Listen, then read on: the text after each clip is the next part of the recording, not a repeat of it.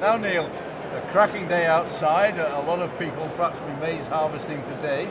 Yes. What are the prospects for the harvest this year? Well, we've had a great year this year with the weather, particularly during August and September. It's been a warm back end and we're actually having good movement of sugars in the leaf to form the starch in the cob, and we're going to have some great silage. I've done maize for 20 years and this is going to be the best harvest we've ever had. And so farmers, when the milk price has been down, then the key is being able to get as much milk production or beef production from forage. And we've got some real good grass silage this year. The maize harvest is going to be good, and so we're going to have a real good winter where we can keep the costs of the diet down and actually be able to make money and get back into profit again, which is so important for the industry.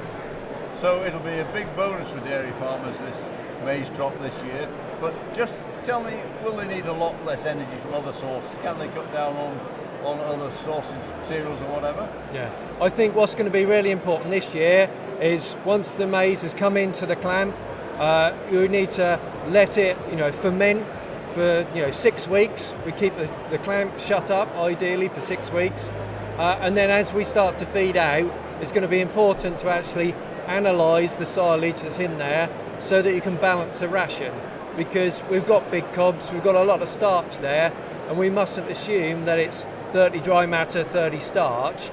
We need to send the samples off to the lab and then act on the results. Neil, can you quantify in any way how much less starch or how much more starch there is in the maize and how much less starch they will need to be buying in?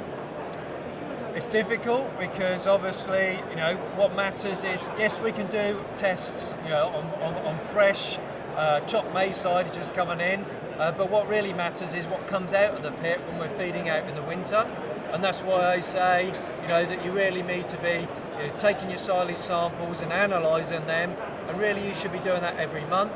But my best guess at the moment is that we're going to see dry matters are going to be in that ideal 32 to 36, 37 dry matter. But I think because of the size of the cob and the early starch laydown, that actually we're going to see the starches are going to be 2 or 3% higher than whatever your dry matter tests out. So you could have a 32 dry matter silage, but your starches are going to be 34, 35%. And that's great because we're growing maize for energy, which is maize starch, and that's a much softer type of starch than cereal starch. It's bypass starch, it's rumen-friendly starch, and that's what makes maize silage such a great crop to be able to feed in the winter. And a lot of the pressure now is on environmental conditions and avoiding runoff in the winter when the maize has been harvested.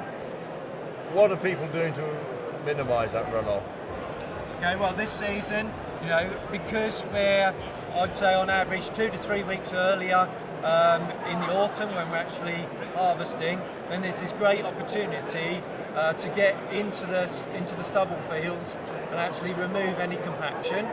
It's also, the soil's still nice and warm, there's a bit of moisture in the soil, so we can actually spin some grass seeds on, some Italian ryegrasses or Westerwald grasses, spin them on and then put a tine through. And this year, because it's been dry when the trailers and the choppers have been harvesting, then there's no compaction at any depth. So we've only got to go in about 3 to 4 inches just underneath where the tyres have pushed down on the soil, remove that, and in that process the tine is going to cover this grass seeds up, and we'll actually have quick germination of the grass seeds.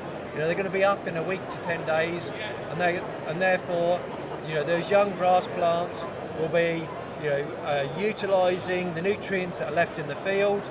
They're going to be creating a bigger plant, a bigger root mass, which is going to prevent any soil erosion on any slopes that we might have, and that's great for all of us.